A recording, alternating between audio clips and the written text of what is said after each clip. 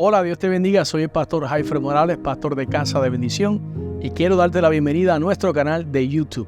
Aquí encontrarás palabras de edificación para tu vida, estudios bíblicos, predicaciones, y juntos podemos disfrutar de lo que Dios ha servido en la mesa. Vamos a ir hoy al libro de Primera de Tesalonicenses, así que le voy a invitar a que vaya buscando su Biblia. Libro de Primera de Tesalonicenses, la primera carta del apóstol Pablo a la iglesia en Tesalónica. Capítulo 4, versos 16 y 17. Hoy continuamos con la serie en nuestros fundamentos. El tema de hoy es la esperanza bienaventurada. En otras palabras, vamos a estar hablando del arrebatamiento de la iglesia.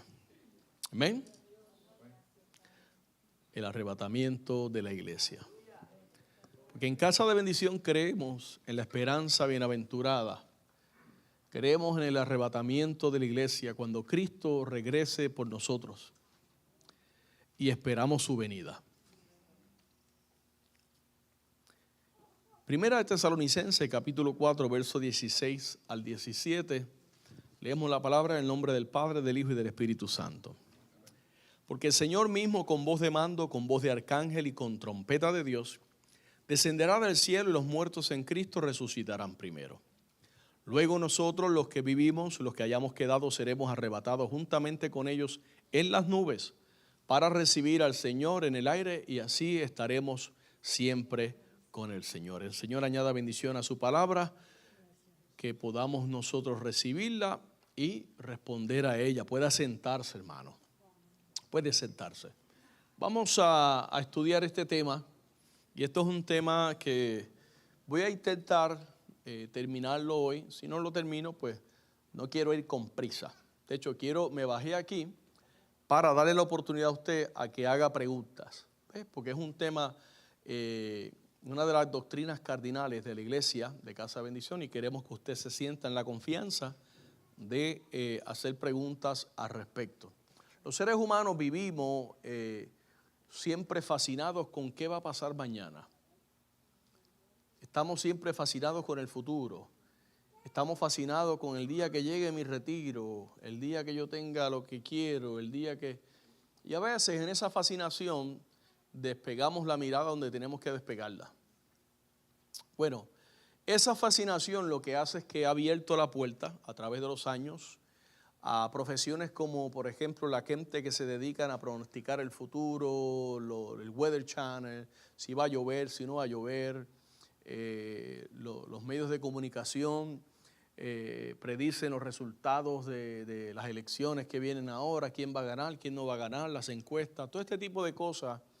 Y como le dije, los meteorólogos intentan predecir el tiempo con días de antelación y cosas así por el estilo. Es una fascinación, y aunque algunos dicen que no hay certeza sobre lo que depara el futuro, la palabra de Dios dice lo contrario.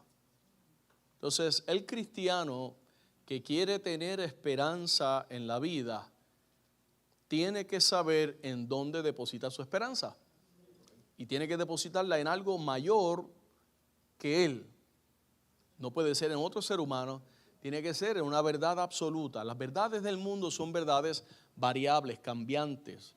En el mundo encontramos antivalores, en el mundo encontramos todo lo que son las modas, las tendencias sociales, pero la palabra de Dios no, la palabra de Dios permanece para siempre. Ella es el ancla sobre el cual nosotros podemos anclar, valga la redundancia, nuestro bote de fe, nuestro crucero de fe. Entonces, aunque algunos dicen que no hay certeza sobre el futuro, la Biblia dice que sí. Entonces, ¿quién tiene la razón? La palabra de Dios. ¿Qué dice la Biblia sobre el futuro? La Biblia fue escrita hace miles de años, o por lo menos 1000 y tantos años, varios siglos, y muchas de sus profecías ya se han cumplido, otras todavía dejan cierto vislumbre a un futuro que está por venir. Esto es lo que se conoce como la escatología. Es el estudio de los acontecimientos del porvenir. Es decir, la Biblia anuncia y da por sentado las cosas que van a ocurrir, pero que todavía no han ocurrido. Entonces la Biblia revela cómo Dios finalmente hará nuevas todas las cosas. Al final del libro de Apocalipsis leemos que va a haber cielo nuevo, tierra nueva, todo va a ser nuevo. Entonces, Dios va a hacer nueva todas las cosas, traerá justicia a los oprimidos. Llegará el momento donde ya no reinarán los hombres sobre la tierra, sino Dios será el que hará justicia. Dios va a traer sanidad a los quebrantados, Dios va a traer consuelo a los afligidos. Es decir, el mundo como lo vemos hoy día ya no va a existir más. La promesa sobre la cual se construyen todas estas grandes esperanzas que yo le acabo de hablar, es lo que Pablo mismo denominó como la esperanza bienaventurada. La promesa segura y certera de que Jesús regresará por su pueblo. Si usted tiene más de 30, 40 años, posiblemente usted se crió escuchando de Gigi Ávila y de otros grandes evangelistas, Sergio Catalini, Carlos Anacondia, Alberto Motesi y todos estos grandes hombres de Dios, evangelistas internacionales. Y ellos hablaban mucho de este tema, de que Cristo venía. El hermano Gigi Ávila acuñó aquella famosa frase, Cristo viene pronto. Entonces, Pablo le llamó a esa esperanza la esperanza bienaventurada, la promesa segura, certera de que Jesús regresará por su pueblo. Entonces, la iglesia no puede vivir esta vida olvidando que en cualquier momento Jesús puede venir por la iglesia. Tito 2:13 dice, aguardando la esperanza bienaventurada y la manifestación gloriosa. Esa palabra manifestación significa lo que lee, que se va a manifestar Jesús. La manifestación gloriosa de nuestro gran Dios y Salvador Jesucristo. Ahora la pregunta es, ¿quién sabe cuándo va a ocurrir esto? Nadie sabe, nadie lo sabe. Aunque nadie sabe el día, nadie sabe la hora en que Jesús regresará, podemos estar seguros de que Él va a venir, Él va a regresar. Esto es lo que le llamamos nuestra esperanza bienaventurada. Mateo 24, verso 36 dice, pero el día y la hora nadie sabe, ni aun los ángeles de los cielos, sino solo mi Padre. Es decir, que la Biblia establece claramente que cualquier persona que la atribuya una fecha, un tiempo a la venida de Jesucristo, esa persona está totalmente errada, antibíblica. ¿Entiende eso?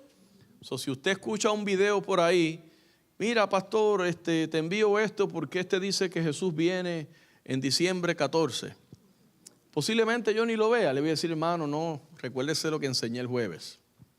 Entonces, aunque no podemos saber con certeza todos los acontecimientos futuros, la Biblia sí señala cosas específicas que van a suceder antes de la venida o antes del regreso de Jesús.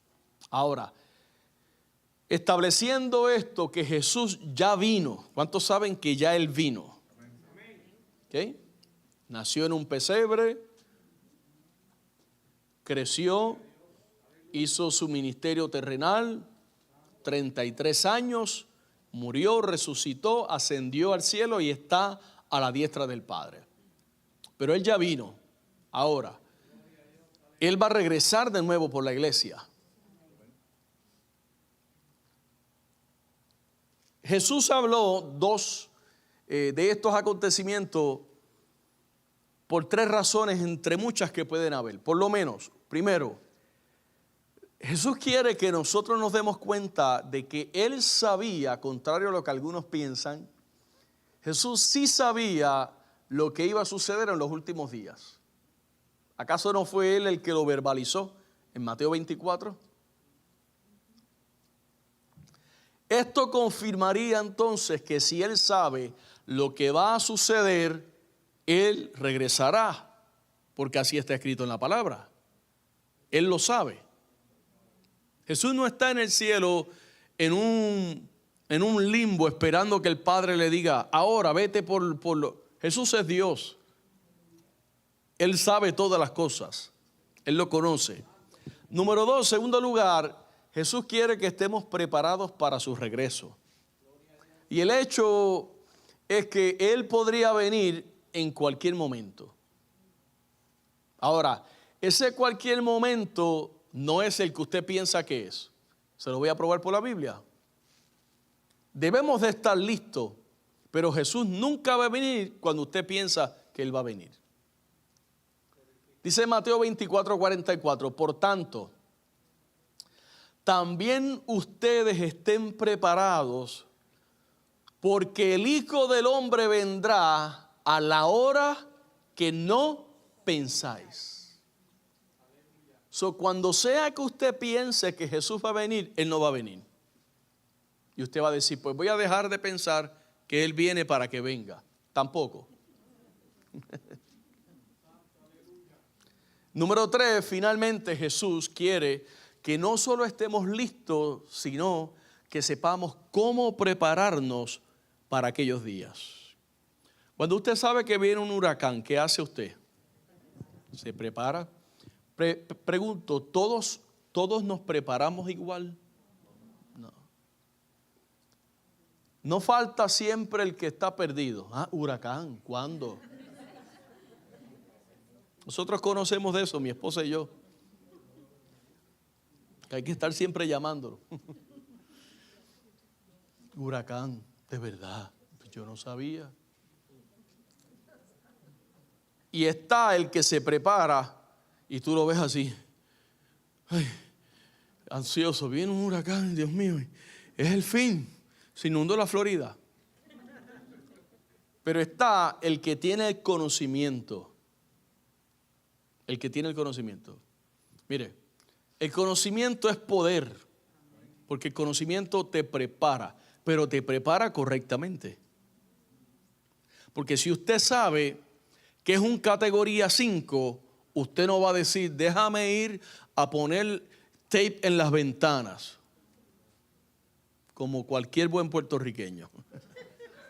Yo no sé quién se inventó eso. Yo sé que he visto ya que eso no funciona. Voy a poner tape en las ventanas con categoría 5. No, usted tiene que prepararse de otra manera, ¿verdad que sí? Entonces cada uno se va a preparar de la manera que él crea. Ahora, escuche bien esto. Mi labor como pastor es enseñarle a usted cómo prepararse. O sea, yo soy un reportero del tiempo, pero de los tiempos escatológicos del Señor. Yo les anuncio el mensaje y usted se prepara. Ahora, regresando al comienzo, al pasaje del comienzo de Primera de Tesalonicenses 4, 16 al 17, dice, porque el Señor mismo, con voz de mando, con voz de arcángel y con trompeta de Dios, descenderá del cielo y los muertos en Cristo resucitarán primero. ¿Qué va a suceder cuando Cristo venga por la iglesia? ¿Qué va a suceder con los muertos? Resucitarán primero. Luego nosotros, los que vivimos, escuche bien lo que va a suceder con los que estén vivos cuando Cristo venga por la iglesia. Los que hayamos quedado aquí no significa que nos quedamos después de su venida, sino que nos quedamos en esta dispensación vivos para ir a Él en el rapto. Los que hayamos quedado seremos arrebatados, porque como primero son los muertos, si toma a los muertos, quedan los vivos. Pero ahí mismo se desenvuelve y seremos arrebatados. ¿Cómo? Yo estoy seguro, porque la palabra juntamente ahí implica muertos, resucitados y vivos. Seremos arrebatados juntamente con ellos en las nubes. Ok, cuando Cristo venga por la iglesia, ¿a dónde va a ser el encuentro de la iglesia con Jesucristo? ¿A dónde? En las nubes. ¿Okay? ¿Y dónde están las nubes? Arriba. Para recibir al Señor en el aire. Quiere decir que este encuentro ocurre en el aire, en las nubes. Fíjese que no dice más allá, de la estratosfera o más allá del primer cielo. Esto ocurre en el primer cielo, que es lo que nosotros vemos, las nubes, todo lo que nuestros ojos ven. Este es el primer cielo. Ahí ocurre este encuentro de la iglesia con Jesús. Y dice, para recibir al Señor en el aire, y así estaremos siempre con el Señor. ¿Qué significa? Que una vez Cristo arrebate a la iglesia, ya no hay forma de que la iglesia se desprenda de Cristo. ¿Está conmigo? Ok.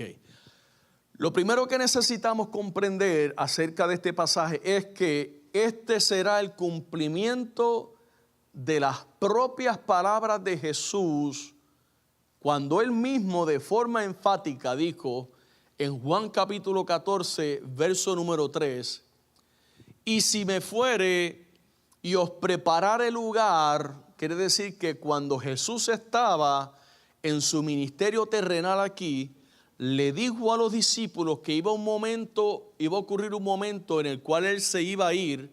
¿Cuándo ocurre ese momento? ¿Ah? ¿Cuándo ocurrió ese momento? Dígalo sin miedo, como que usted sabe Biblia. En la ascensión, después de su resurrección. Hechos capítulo 1, verso 1 al 8. Al 11 debo decir. Entonces, Jesús les dice, en vida, todavía no ha muerto, todavía no lo han clavado en la cruz, dice, y si me fuere, cosa que iba a suceder, y os preparare el lugar, eso quiere decir que cuando Jesús asciende al cielo, Él va con una asignación, y es hacer espacio para la iglesia en el cielo. Ok, escuche bien esto, hermano. Quiere decir que cuando Jesús viene a la tierra por primera vez, la iglesia no tenía espacio todavía.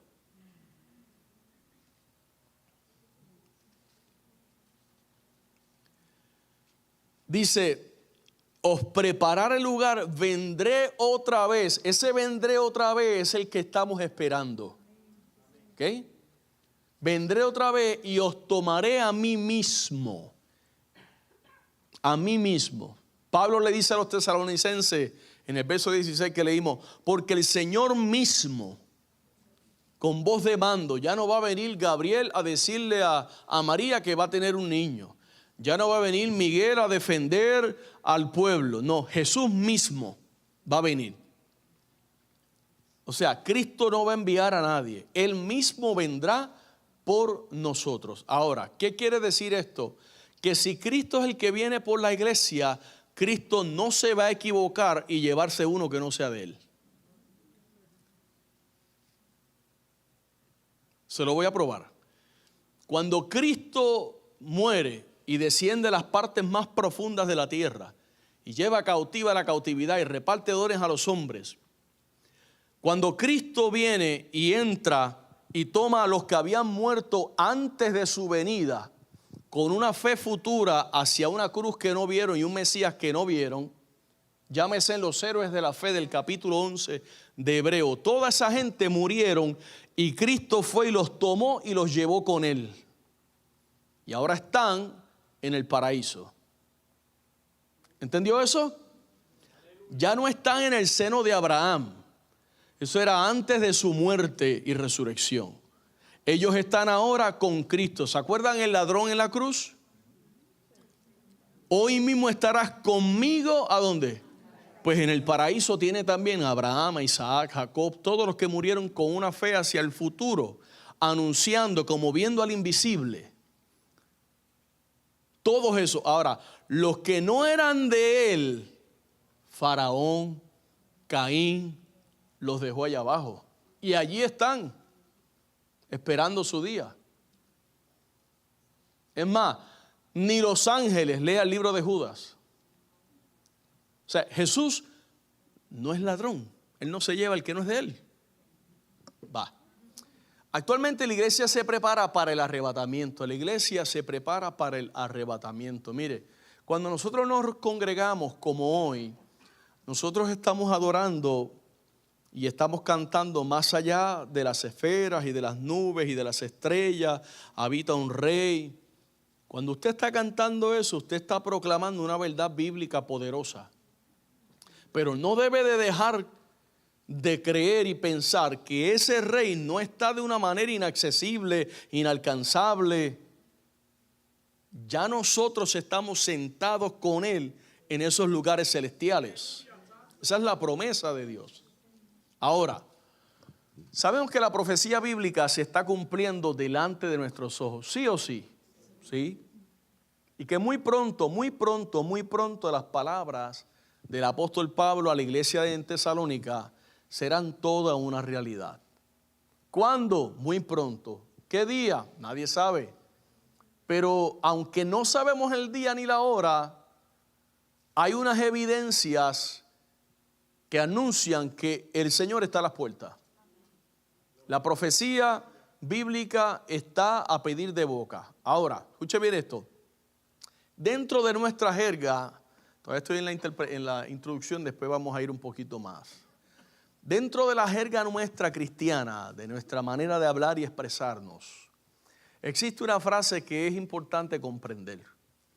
Cuando se habla de la segunda venida de Cristo, del Señor.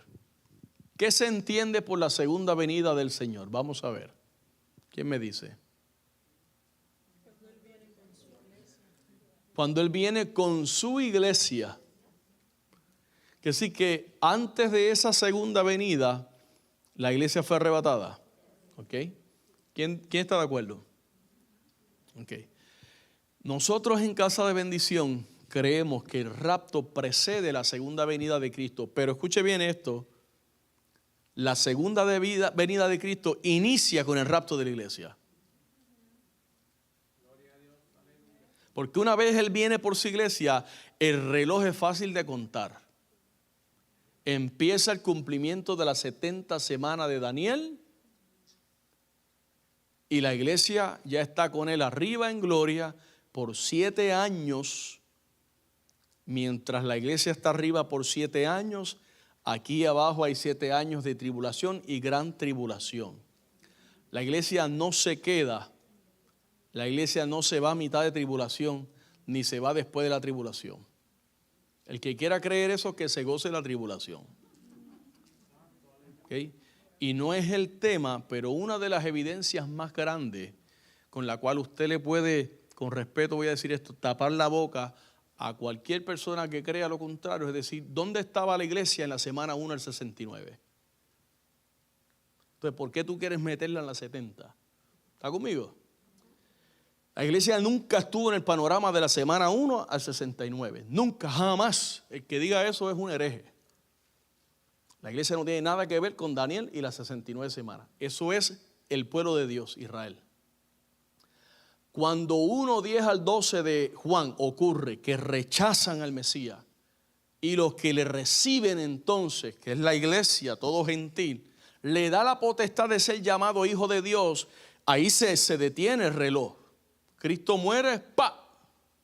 Se acabó el reloj, o sea, se puso en pausa el reloj profético de las 70 semanas, que inicia con la construcción de los muros allá con Nehemías. Ahora, ¿qué sucede ahora? La iglesia se va al cielo y entonces empieza el trato de Dios con su pueblo.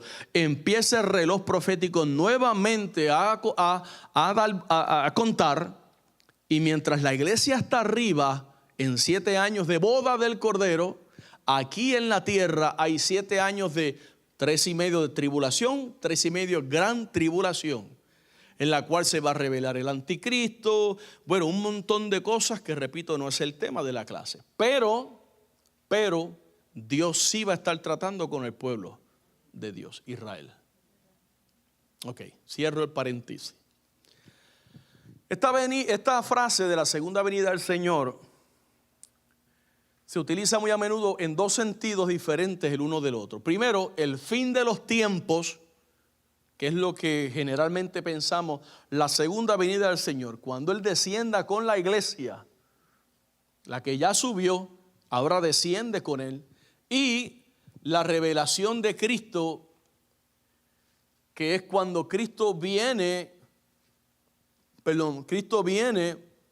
ya aquí a la tierra como ya no el cordero inmolado, ya no el cordero de Dios, sino que viene ahora a reinar aquí en la tierra.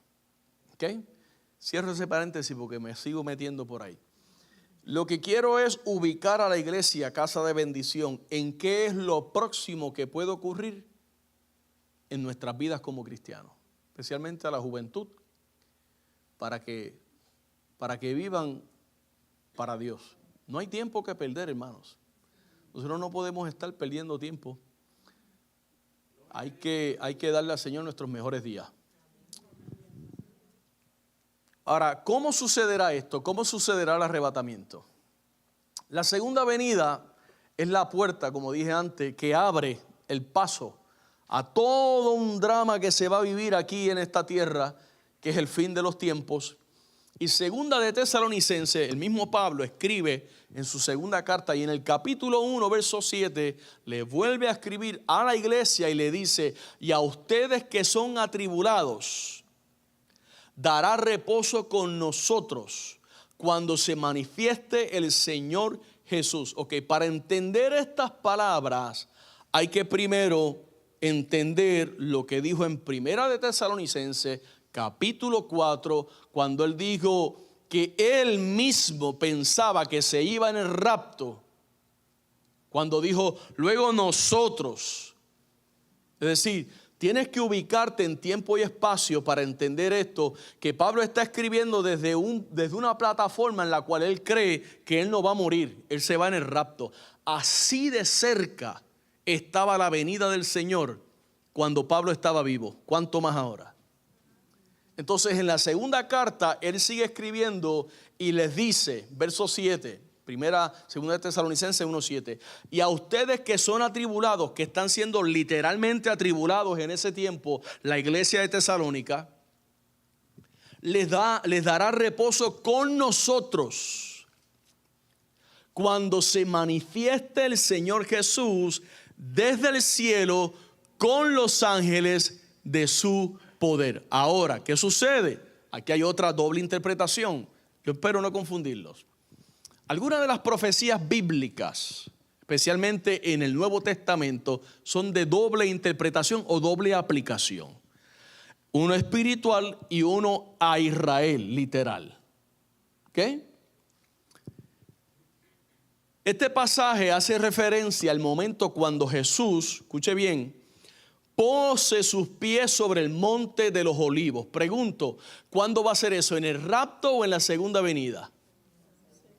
En la segunda venida. No en el rapto, porque en el rapto, ¿dónde nosotros nos encontramos? ¿Estamos entendiendo, no?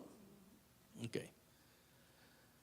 Zacarías 14:4 dice, y se afirmarán sus pies en aquel día sobre el monte de los olivos.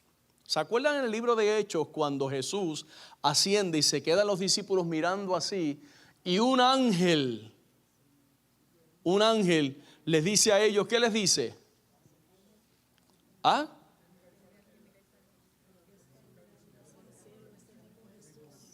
Ese mismo Jesús que han visto subir, ascender, ¿lo verán qué? Ok, esa palabra cuando se cumpla es en el monte de los olivos. Okay, y algo sucede, escuche bien, Zacarías 14:4. Sus pies en aquel día sobre el monte de los olivos que está enfrente de Jerusalén al oriente. ¿Dónde está el monte de los olivos? En Jerusalén. ¿A dónde? Al oriente. ¿Qué hay hoy día allí? Y el monte de los olivos se partirá por en medio, escuche bien, hacia el oriente, hacia el occidente, haciendo un valle muy grande. Y la mitad del monte se apartará hacia el norte y la otra mitad hacia el sur. Quiere decir que el monte hace para acá, hace para acá, hace para allá y hace para allá. Y se hace un gran valle. Bueno, Jesús descenderá en el mismo lugar donde ascendió a vista de aquellos discípulos que acabamos de hablar en el monte de los olivos. Ahí mismo regresará él. Y podemos decir que el arrebatamiento, que es lo que esperamos, el rapto de la iglesia, es la primera fase de la segunda venida del Señor. Jesús va a arrebatar de una forma repentina. La palabra rapto no aparece en la Biblia, pero la palabra arrebatamiento sí aparece. ¿Está conmigo? Ok. Lo que pasa es que en el arrebatamiento va a ser, como la palabra lo dice, arrebatamiento.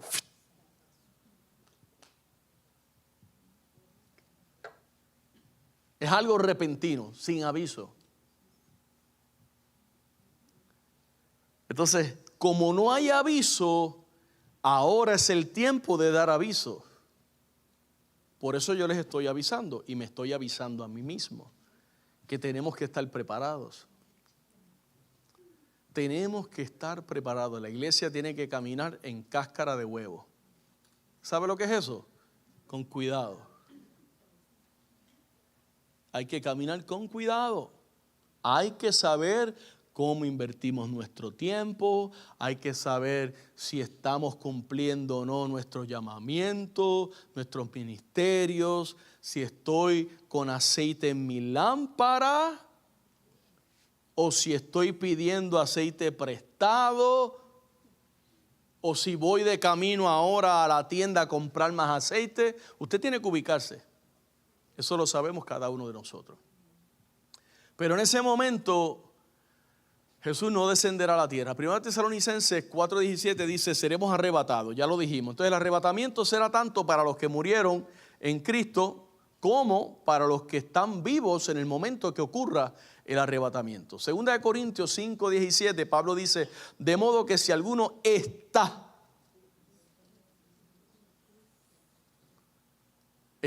en Cristo, nueva criatura es. Las cosas viejas pasaron y aquí todas son nuevas, son hechas nuevas. Ok, ¿qué es estar en Cristo? Vamos a ver. ¿Quién me da una definición criolla de lo que usted entiende que significa estar en Cristo? No es una pregunta capciosa. ¿Okay? ¿Qué significa estar en Cristo? ¿Perdón? Estar en obediencia. ¿En obediencia a qué? A la palabra del Señor. Seguir sus mandamientos. Vivir en santidad. Puede explicar muchas cosas. ¿Okay? Entonces, tenemos que autoexaminarnos y decir, ¿estaré yo en Cristo o no estaré en Cristo? Cada día tenemos que hacernos esa pregunta. Por otro lado, es importante saber interpretar pasajes como Mateo 24, que es uno de los capítulos más mal interpretados de la Biblia, especialmente en el plano escatológico, y dependiendo de la doctrina que el que lo lee tenga ya en su creencia, si es pre, si es amilenialista, si es postmilenialista, si es pre, si dependiendo de lo que esté creyendo va a leer Mateo 24. Lo primero que hay que comprender que Mateo 24, casi nada de lo que está ahí es para nosotros. Pues nosotros no somos Israel, ni somos judíos, ni estamos haciendo preparativos para quedarnos en el rapto. De hecho, el judío que acepte a Cristo como Señor y Salvador tampoco le aplica a él. ¿Está conmigo? Okay. Ese es otro tema. Entender que Mateo 24 no necesariamente relata los acontecimientos en forma cronológica tampoco. Y va a ser esto, y va a ser esto, no. Lo que Jesús está dando en el libro de Mateo capítulo 24, Él está demostrando todo lo que va a estar sucediendo en un cierto periodo. Pero no quiere decir que es así, así, así y así. Y eso hay que saber hacer una interpretación correcta del texto para comprender. De hecho, cronológicamente contradeciría Mateo 24 otros pasajes de la Biblia. Y la Biblia no se puede contradecir. La Biblia no está escrita en forma cronológica, lo saben, ¿verdad? Especialmente los de fe tenían que haber dicho amén. Entonces, escuche bien esto. Recordemos que Jesús nunca tuvo la intención de revelar. Nosotros estamos saliendo en vivo. ¿Sí? Amén. Saludos a los que están ahí. Recordemos que Jesús nunca tuvo la intención de revelar ni el día ni la hora de su venida. 24:36 de Mateo dice, pero ni el día y la hora nadie sabe, ni aun los ángeles de los cielos, sino solo mi Padre. Mas sin embargo, escuche bien, un acontecimiento abrirá paso a otro, y ese abrirá paso a otro, y ese abrirá paso a otro, y cuando eso suceda ya no se va a detener. Entonces, si Mateo 24 se está cumpliendo ahora, como algunos interpretan, ¿qué hace la iglesia aquí? ¿Y por qué no se cumplen otros? ¿Okay? Una vez Mateo 24 comience a cumplirse, no se para. Eso sigue y sigue y sigue y sigue. Algunos pensaron que Hitler, que mató 6 millones de judíos, era Mateo 24. Y así sucesivamente. Bueno, además Jesús enfatizó que cuando tenga lugar el arrebatamiento, todas las cosas aquí abajo estarán como de costumbre. Como de costumbre. Verso 40 al 41 de Mateo 24 dice, entonces estarán dos en el campo, el uno será tomado y el otro será. Entonces la gente dice, pues la mitad de la iglesia se va y la mitad se queda. Es posible, pero yo no puedo interpretar eso así porque pues, ¿quién es la iglesia? Primero que nada, ¿quién es la iglesia? Ok, pero y los que decimos nosotros, ¿sabemos que los otros que dicen nosotros también son la iglesia? Porque esto es un día a día. 2.8 billones de cristianos en el mundo. Ahí están contados católicos, ahí están contados cristianos evangélicos, ahí están contados testigos de Jehová, ahí están contados adventistas, mormones. Pregunto, ¿nos iremos todos?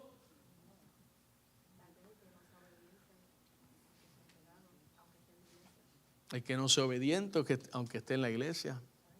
Entonces el texto dice, habrán dos en el campo, uno será tomado y otro será dejado. Pregunto yo, el que fue tomado, el que se fue, ¿se preocupará por el que se quedó? Pero ¿y el que se quedó? Se va a preocupar por él. Dos mujeres estarán moliendo en un molino. O sea, quiere decir que va a haber toda una vida cotidiana aquí. En un molino, la una será tomada y la otra será dejada. Ok, se lo voy a contextualizar. Dos hermanos estarán en la alabanza de la iglesia, el uno será tomado y el otro dejado. ¿Puede suceder? Claro. 40 hermanos estarán sirviendo a los hombres el sábado, 20 serán tomados y 20 serán dejados. Puede pasar, hermanos.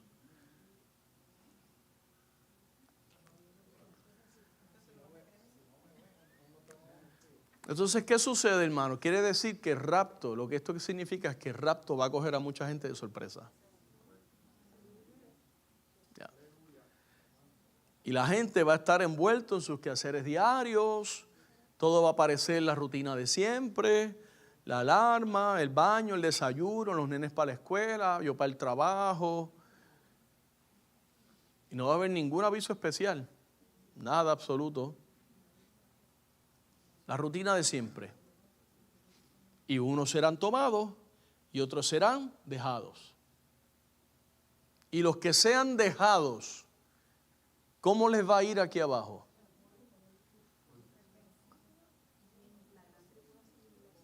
Ok, los que se han dejado van a sufrir la ira de Dios. No, pero ¿cómo que de Dios si es el anticristo el que reina? Hermano, Dios es rey sobre toda la tierra. El anticristo y Satanás son dos marionetas. Aquí la película, el director es Jehová, es Dios. Por eso nos está dando aviso ahora. Entonces, ¿qué sucede? La iglesia será arrebatada antes. Lo que hay que estar preparado, porque puede ser ahora. Antes de que se derramen los grandes juicios de Dios sobre la tierra, todo eso que va a suceder, granizos mezclados con fuego de 40, 70 libras, cada granizo, hágame el favor. Hielo mezclado con fuego. Solo Dios puede hacer eso. Cayendo, pum, pum, pum. Antes que eso suceda, Cristo se lleva a su iglesia. La iglesia no está puesta aquí para la ira de Dios. Cristo llevó sobre de él la ira del Padre. La copa de la ira de Dios la tomó y la bebió Jesús para que yo no la tenga que beber. Así que no creamos que los que enseñan que habrá arrebatamientos múltiples, la única manera que te puedes ir con el Señor es antes del rapto, hermano. Y después del rapto ni voy a entrar ahí, porque eso hay que saber tocarlo. Y no quiero abrir una puerta vaga sin explicar a profundidad, porque tampoco es el tema de hoy de los que se quedaron. La única manera que tú puedes es a través del canal de la muerte, o que Cristo venga. Ahora mismo ahora que estamos esperando al Señor, la única manera que tú puedes ir a Él es que te mueras ahora, o que cuando Él venga te vayas con Él, o sea, Él te lleve. Entonces, el que muere ahora con Cristo, en Cristo, esas preposiciones tienen unos poderes no solamente gramaticales. Hay que saber lo que es estar en Cristo. Esos que mueren ahora, hermano, los lloramos, sentimos su partida, pero esos descansan, esos están mejor que nosotros. Esos están seguros. Se murieron en Cristo.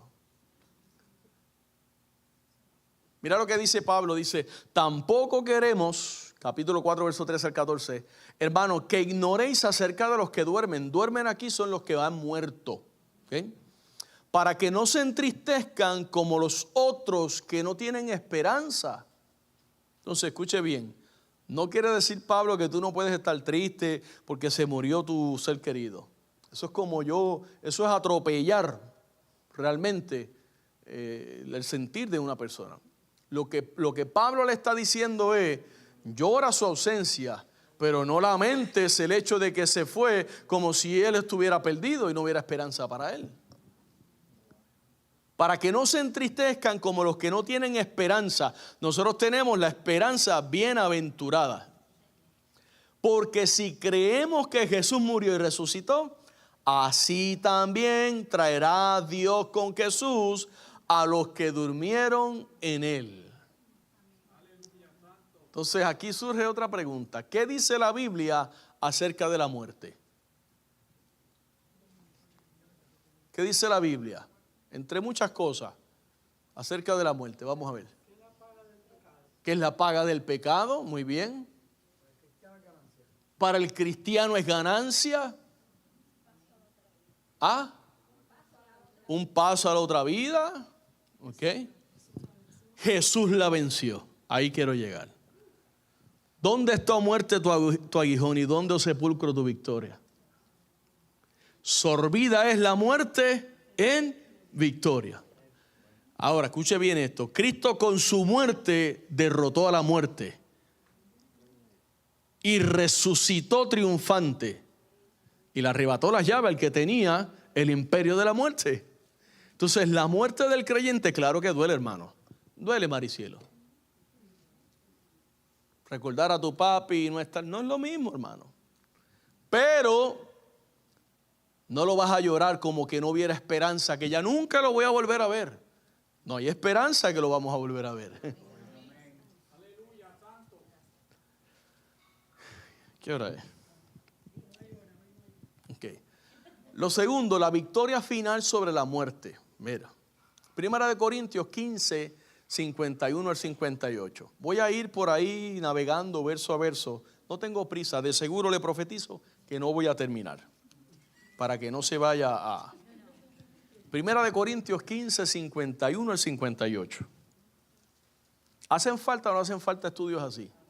Hacen falta, hermano. Mire, dice aquí, os digo un misterio, no todos dormiremos, pero todos seremos transformados. No dice seremos formados, transformados. En un momento, en un abrir y cerrar de ojos a la final trompeta, porque se tocará la trompeta y los muertos serán resucitados incorruptibles. Y nosotros seremos transformados. ¿Ve cómo Pablo escribe? Nosotros seremos transformados, como diciendo, Cristo viene ya, además yo no voy a morir, yo me voy con Él. Verso número 53. Porque es necesario que esto corruptible se vista de incorrupción y esto mortal se vista de inmortalidad. Y cuando esto corruptible se haya vestido de incorrupción y esto mortal se haya vestido de inmortalidad, entonces se cumplirá la palabra que está escrita: sorbida es la muerte en victoria. ¿Dónde está, oh muerte, tu aguijón? ¿Dónde, oh sepulcro, tu victoria? Esto es un grito de victoria, hermano. Ya que el aguijón de la muerte es el pecado y el poder del pecado, la ley. ¿Qué quiere decir? Que la ley me enseñaba a mí que matar era malo, y entonces al yo no poder abstenerme de matar o de otras cosas que la ley me lo señala, pero que yo no tenía el poder de vencer ese pecado, yo estaba muerto. Pero vino uno y lo venció y cumplió la ley al pie de la letra y satisfizo la justicia de Dios, Cristo. Entonces dice el verso 57, mas gracias sean dadas a Dios, que nos da la victoria por medio de nuestro Señor Jesucristo. ¿Victoria sobre qué? Sobre la muerte. Así que, hermanos míos amados, estad firmes y constantes, creciendo en la obra del Señor, siempre sabiendo que vuestro trabajo en el Señor no es en vano. Los versos 51 al 52, Pablo utiliza una terminología que los judíos entendían muy bien, y inclusive los helenistas, los que estaban en Corinto y todos estos filósofos, ellos sabían y entendían lo que Pablo estaba hablando. Pablo estaba describiendo los eventos que tendrían lugar al final de este tiempo presente, cuando dice: he aquí os digo un misterio. Esa palabra misterio para el judío, ellos lo entendían porque todo lo relacionado a la muerte era un asunto de misterio para ellos, porque recuérdense, Cristo no había muerto. Entonces, si el judío de por sí en la ley no podía todavía descifrar esto de la muerte y esto de transformación y esto de resurrección, aunque hay destellos, pinceladas en la palabra de cómo Dios iba revelando a través de los tiempos a un Job, cuando decía, aún de la muerte, del polvo me levantará. El salmista cuando decía, Él me guiará aún más allá de la muerte. Pero no estaba la doctrina de la resurrección como nosotros la conocemos ahora, porque Cristo no había venido a morir para poder resucitar. Entonces Pablo utiliza la terminología del misterio y dice: el misterio es que no todos dormiremos, no todos moriremos. Yo me imagino los grandes pensantes de su época con el ojo cuadrado. ¿Cómo es esto que no vamos a morir? Pero todos seremos transformados en un momento, en un abrir y cerrar de ojos, a la final trompeta, porque se tocará la trompeta, los muertos serán resucitados incorruptibles y nosotros seremos transformados. Escuche bien, la palabra misterio, misterión del griego, esa palabra lo que habla es de un secreto, pero tiene la implicación, esto es de esas veces que a mí me... Porque la forma que se utiliza la palabra misterión dentro del escrito griego es un misterio, pero implica ya revelado. Eso es un misterio que no es misterio. ¿Entiendes? Es como, te voy a decir un secreto, no le digas a nadie, y el chisme lo sabe todo el mundo ya. ¿Está conmigo, no? Y cuando se lo dice, usted actúa como, de verdad, ya usted lo sabe hace 2 días. ¡Wow! ¡Qué tremendo, brother! No sabía. Ok, Pablo le dice, hay un misterio que no es misterio, porque es un secreto revelado, un secreto divino que ahora se revela abiertamente.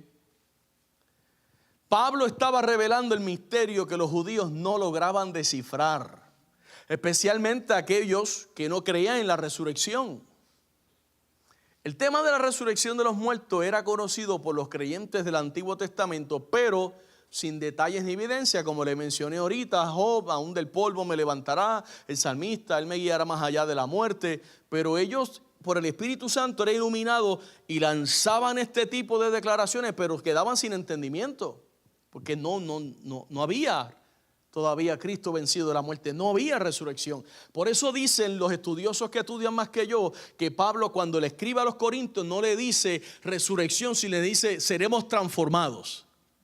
Porque si le habla de resurrección, lo rechazan rápidamente. Pero seremos transformados.